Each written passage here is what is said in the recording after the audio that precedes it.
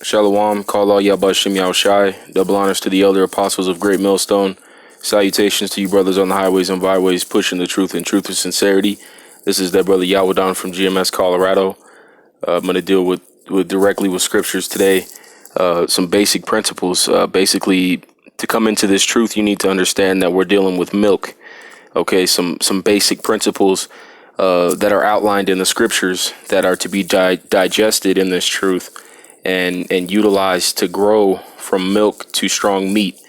And via reference today, I have Hebrews 5:11, which says, "Of whom we have many things to say and hard to be uttered, seeing ye are dull of hearing." Being dull of hearing because we're asleep in America, so-called Negro, Latino, and Native Americans, and confusions of faces that are spread amongst the nations, all right, for the most part are asleep to the fact that they are Hebrew Israelites by nationality. By blood right, we are Hebrew Israelites, okay? So we're dull of hearing to that fact. Says, for the time ye ought to be teachers, ye have need that one teach you again, which be the first principles of the oracles of Yahweh, and are become such as have need of milk and not of strong meat. So being of dull hearing, initially coming into this truth, we are in need of milk. Okay, we're in need of milk to know that the denominational churches have lied about some of the key aspects of the scriptures, notably being the image of the Messiah, who is Yahushua HaMashiach. Okay, he is not Cesare Borgia. All right, he's not a so-called white man. In fact, he is a so-called negroid man with a white woolly afro and a white beard and eyes of flame of fire. Okay, he's a dark complected man. That is Yahushua HaMashiach. Okay. Additionally, we are Hebrew Israelites. We are of the patriarchy of Abraham, Isaac, and Jacob. So-called Negro, Latino, Native Americans. Okay, by ethnic bloodlines. All right, but we deal with the spirit in GMS. Okay, the elder apostles of Great Millstone have taught us to deal with the spirit. All right, which is basically dealing with somebody as they earnestly desire the Lord. Okay, if they desire the Lord, or you desire the Lord, then it's important that you take your spirit to be the dead set judge of who you are spiritually, as opposed to who you may appear to be like in the flesh. Okay, for example, myself, I appear to be Caucasian. However, my forefather, through my father, is so-called African American. Okay, I would be of the 12 tribes of Israel through blood, even though by appearance I look to be Caucasian. All right, that's an example of the spirit remaining, okay, amongst Israel, being spread amongst the nations for our sin, for our going off of the law, statutes, and commandments.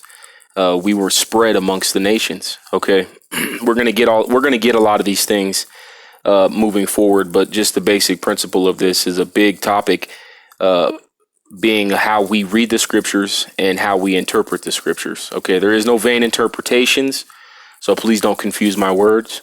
But the body of Yahweh Bashim Yahushai will all understand in a uniform manner. Okay, so continuing on, the 13th verse says, "For everyone that useth milk is unskillful in the word of righteousness, for he is a babe.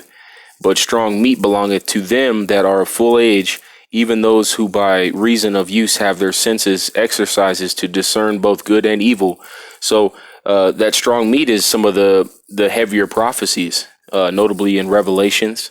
Okay, even Genesis has some big prophetic aspects to it, all the way into the heart of it in Isaiah and Jeremiah and Ezekiel, the prophets that the Lord sent us to understand some of the times that we're in America and in the end times that we're living in today. All right, but it's also a statement from the Lord to urge us to grow in this. So once that seed of righteousness is planted in the heart of a potential believer, okay, he's weaned on, or she's weaned on via milk. It says in the 13th verse, "For everyone that useth milk is unskillful." In reference to the milk, really, I should go to the 12th verse. "And are become such as have need of milk and not of strong meat." So initially, that's our call to service. are called to return to Yahweh Bashem Yahweh Shai, who is God and Jesus Christ, as the world calls them today. Okay, so a basic reference to this also would be in Isaiah. So we're going to jump around and notice that the reason that we do this is because it's a commandment unto us to do so. Okay, and the reference I have to that is Isaiah, the 28th chapter. And starting at the 9th verse, it says, "Whom shall he teach knowledge, and whom shall he make to understand doctrine? Them that are weaned from the milk and drawn from the breasts. For precept must be upon precept, precept upon precept, line upon line, line upon line, here a little and there a little. For with stammering lips and another tongue will he speak to this people." And that is the call to service again via the great elders of Great Millstone. Okay, on down to the prospective camps and elders in other camps around the world, to the brothers on the highways and byways teaching this truth and sincerity. All right, that's a call to service that we will learn in the scriptures via attaining to milk, okay, and jumping from precept to precept. And that's how we understand the scriptures. That is a large part of the key to understanding some of the prophetic aspects of the scriptures. Okay. Also understanding different biblical timelines. Okay. When you read precept upon precept.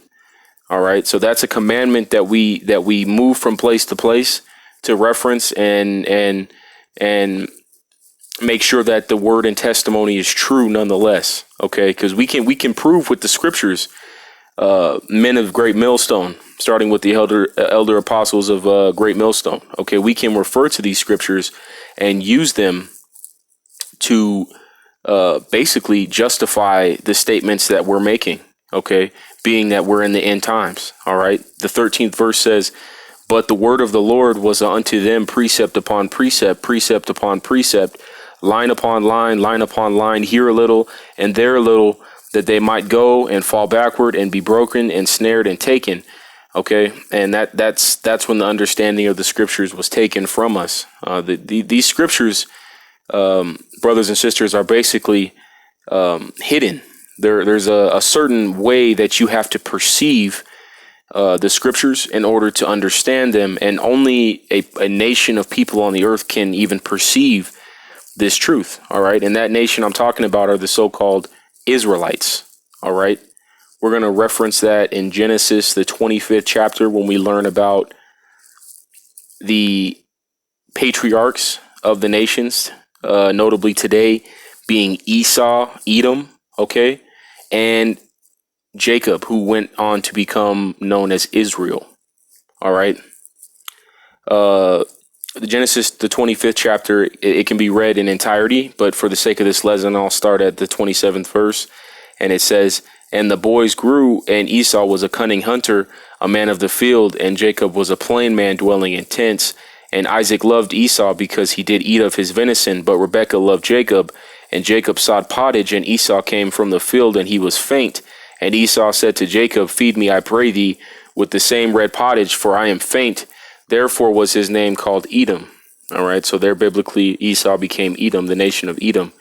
Esau, Edom, Edomites. Okay, that's where we get that in biblical context in our lessons and when we're teaching on the highways and byways in reference to Esau, Edom. Okay, and notice there in the scriptures, the Lord gives us insight on how Esau, Edom is. He's a devourer. He's a spiritual, carnal man. Okay, his desires, his deep down desires, are that of the flesh. Okay, he's all about carnality. And the 31st verse says, "And Jacob said, Sell me this day thy birthright. And Esau said, Behold, I am at the point to die, and what profit shall this birthright do to me? And Jacob said, Swear to me this day. And he sware unto him, and he sold his birthright unto Jacob." So this is a huge point in the scriptures when we're talking about who is the biblical leader.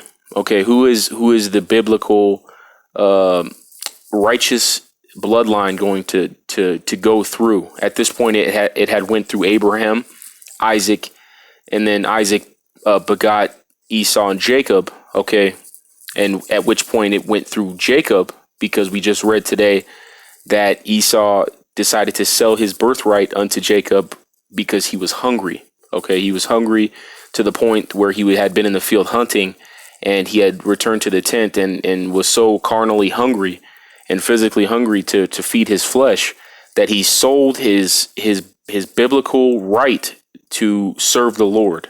Okay, his birthright like I had said, basically to serve the Lord, man. And to the 27th chapter. All right, like I said, feel free to read all the chapter 25, 26, and 27 when you have an opportunity. But for the sake of this lesson, I will start at the 25th verse, and it says, "He said, bring it near to me, and I will eat of my son's venison, that my soul may bless thee. And he brought it near to him, and he did eat, and he brought him wine, and he drank. And his father Isaac said unto him, come near now, and kiss me, my son. And he came near and kissed him, and he smelled the smell of his raiment, and blessed him, and said, see, the smell of my son is as the smell of a field which Yahweh hath blessed. Therefore Yahweh give thee of the dew of heaven, and the fatness of the earth, and plenty of corn and wine. Let people serve thee, and nations bow down to thee. Be Lord over thy brethren, and let thy mother's sons bow down to thee. Cursed be everyone that curseth thee, and blessed be he that blesseth thee. And it came to pass, as soon as Isaac had made an end of blessing Jacob, and Jacob was yet scarce gone out from the presence of Isaac his father, that Esau his brother came in from his hunting, and he also made savory meat and brought it unto his father, and said unto his father, let my father arise and eat of his son's venison, that thy soul may bless me. And Isaac his father said unto him, who art thou? And he said, I am thy son, thy firstborn, Esau. And Isaac trembled very exceedingly, and said, who? Where is he that hath taken venison and brought it to me?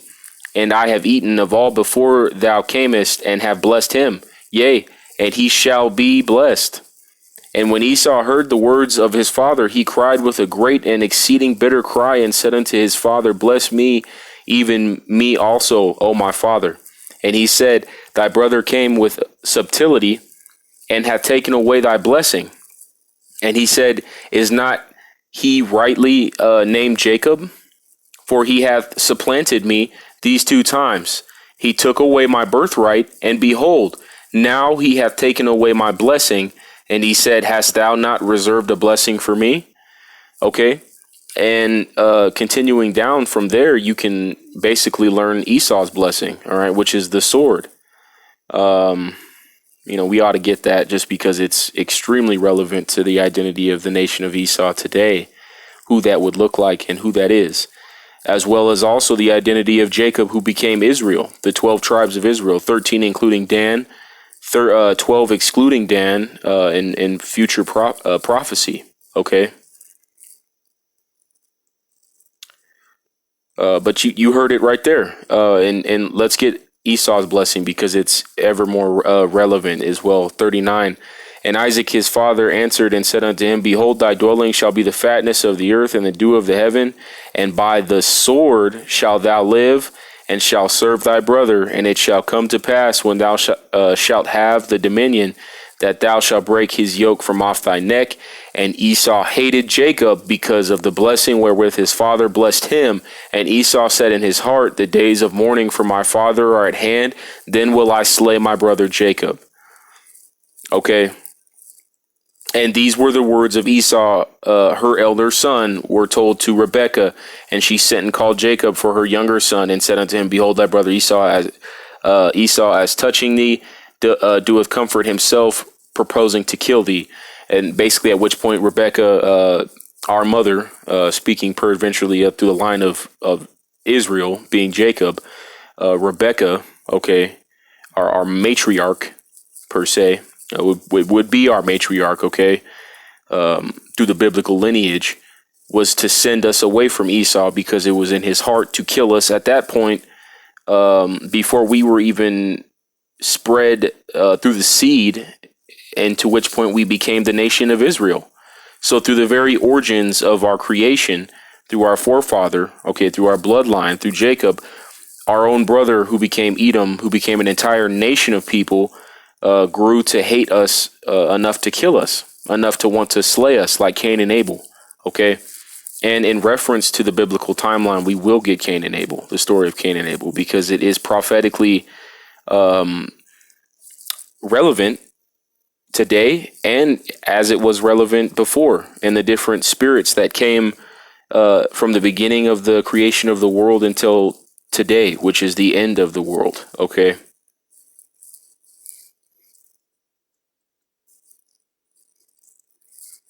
So the story of Cain and Abel, Genesis 4:8. And Cain talked with Abel his brother, and it came to pass when they were in the field that Cain rose up against Abel his brother and slew him. And the Lord said unto Cain, Where is Abel thy brother? And he said, I know not, am I my brother's keeper? And he said, What hast thou done? The voice of thy brother's blood crieth unto me from the ground. Okay, and that spiritually became Esau. All right, if you can see it, that is the timeline I'm making, the lateral linear line of reality and biblical reality that I'm making. If you can perceive that Cain and Abel became Jacob and Esau, okay, even though Abel was slain, Adam and Eve had Seth, okay, and the line carried down through Seth, so on and so forth to Noah and his three sons, Ham, Japheth, and Shem, proceeding through Shem all the way to Abraham, Isaac, okay, or Abraham, who the Lord surnamed afterwards Abraham, okay, and Sarai, which became Sarah, and then Abraham begot Isaac, and Isaac betrothed Rebekah, and they begot Esau and Jacob, okay. So that's the spiritual regeneration. That is the biblical linear activity that you need to take heed to. The milk, okay, the similarities of stories, the similarity in context of how the story of Cain and Abel lines up with the story of Jacob and Esau, and how Esau hated Jacob for the fact that as a nation we outwitted him in his own birthright, outwitted him mentally and physically in his own birthrights, okay, and justified through the Lord, okay. Israel is. And where did I want to go after this? We'll go ahead and just go 9, Romans 9. We'll jump to all the way the precept to Romans 9 and in the New Testament, okay, remembering precept upon precept. Let's see. You know what? Let me go ahead and stop this for now and make a second.